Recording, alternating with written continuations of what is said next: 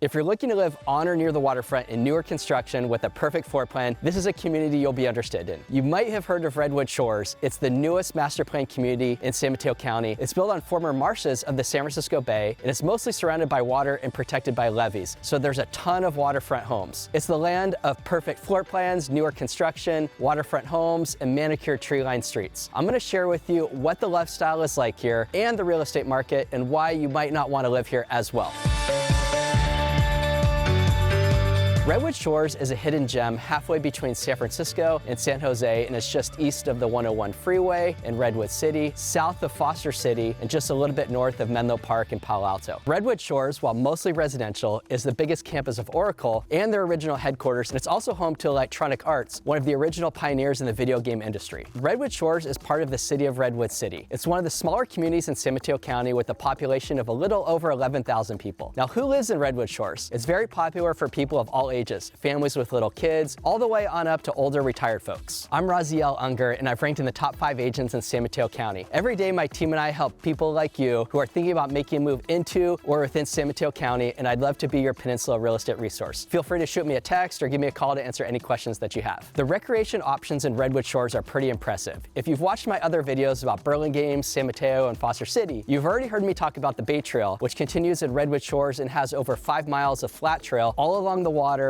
and the wetlands. Then it wraps around the whole area. So you can pretty much hop on wherever you want. There's no traffic. There's people out for bike ride, walking their dogs, and just chilling. It's a really relaxing place to be. I've ridden my bike on this trail many times between Burlingame and here, and I just love it. Redwood Shores also has a 200-acre lagoon with tons of waterways for sailing, windsurfing, and rowing. And no better place to learn that than Spinnaker Sailing, which has been around since 1980. I even went to sailing camp there when I was a kid. It's such a great place to row that even the Stanford and Cal rowing teams have practiced and held competitions here. There's also the Marine Science Institute, which has a very popular summer camp that our son has attended several times and had a blast. Redwood Shores has 7 public parks. There's Dolphin Park, which has a grassy area, picnic table, and an awesome playground for kids. There's Mariner Park, which has a grassy area, no playground, but they have a lot of concerts and movie nights that are there. There's Marlin Park, which has a baseball diamond, a soccer field, basketball courts, tennis courts, pickleball courts, and an area with picnic tables. There's Preserve Park, which has hiking trails, tennis courts, and the park also connects to some pathways. There's not a grassy area there, but it's still pretty awesome. And then there's Sandpiper Park, which has a baseball diamond, basketball court, soccer field, and playground. There's Shannon Park, and then there's also Shorebird Park. And let's not forget Shores Dog Park, which is completely fenced in and is perfect if you want to let your dog run off leash. And of course, Redwood Shores has one of the biggest workout facilities on the whole peninsula, the Bay Club. This fantastic family-friendly spot has a 15,000 square foot fitness center, indoor basketball courts, indoor and outdoor tennis courts, an awesome pool area with a huge slide, and summer camps. And just to give you an idea how good the weather here is, in July and August, average temperatures peak at an average of 78 degrees with a low in the high 50s. In the winter, it gets down to an average high of 59 and a low of 43, so it's pretty mild. Definitely not cold here. Redwood Shores does not have a downtown like some nearby towns, but there's a small shopping complex right at 101 in the Bay Club. Some of the restaurants here include Mistral, right on the water, Grill House, which is a family-owned sports tavern, Amici's Pizza, which is arguably the best thin crust around, in my opinion, Waterside Grill and Lounge, and Hurrika, which just opened, and I can't wait to go check it out. The other local downtowns are all within a 5 to 15 minute drive, so pretty close, but still not walking distance. So let's talk about real estate here, and first let's start with single family homes, and then I'll tell you about condos and townhomes. Let me share with you a crazy statistic that I didn't realize until I was doing research for this video. There's 2,200 homes in Redwood Shores, and in the last year, just 17 homes sold, which is insanely low. That's less than 1/10 of 1% selling each year. Just to give you an idea of what it costs to buy a home here, the average sales price in the last year was $2,510,000, and the median price was a tad under that at $2,440,000. So let's start with the 3-bedroom home just to give you a quick idea. There were 8 sales last year, with the lowest 3-bedroom home selling for $1.8 million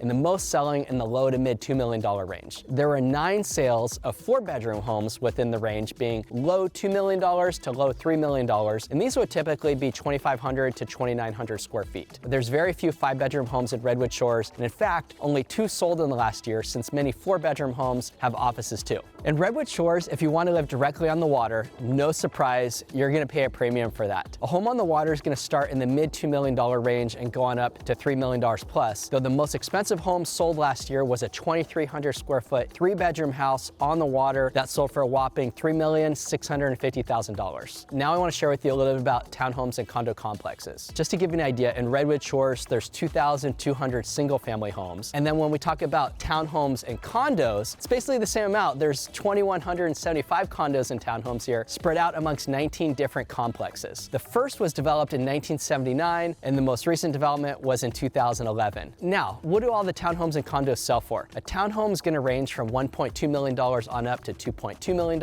And what drives that huge difference in price? It's going to be square footage, floor plan, and condition. And the general size of a townhome will be anywhere from 1,400 square feet to a little over 1,900 square feet. Personally, I really like that in Redwood Shores, most townhomes have attached garages, so you can park and walk right into your home, which is not the case for other townhomes on the peninsula. In the last year though, we've only had 13 townhome sales in Redwood Shores, so not much. Just to give you an idea, the price range for condos is about $900,000 to $1.3 million, with about 80% of recent sales being 2 bedrooms, so no surprise. Like townhomes, there were just 11 condo sales in the last year, and like single family homes, condos and townhomes that are on the perimeter of their complex are likely going to have water views and sell for a premium, and units on the inside will usually have more of a neighborhood view. Redwood Shores is known for its excellent elementary schools, of which there are 3. It's actually part of the Belmont Redwood Shores School District, and there's Redwood Shores Elementary School, Sandpiper Elementary School, and also Edison Montessori. There's no public middle school in Redwood Shores, however. There is Ralston Middle School just across the freeway in Belmont, and for high school, you'd be assigned to top-ranked Carmont High School. However, there is one public charter high school that's super popular and hard to get into that's called D-Tech, which is short for Design Tech High School, and kids go there from all around the county, and it's located right behind the Oracle campus. Now let me just briefly tell you about the library in Redwood Shores, because it's like many libraries. However, it's built in 2008, so super new, but they're also really known for their honeybees. The bees make hundreds of pounds of honey each year, which are then harvested and jarred for sale. All sales of honey and books from the Friends of the Library bookstore benefit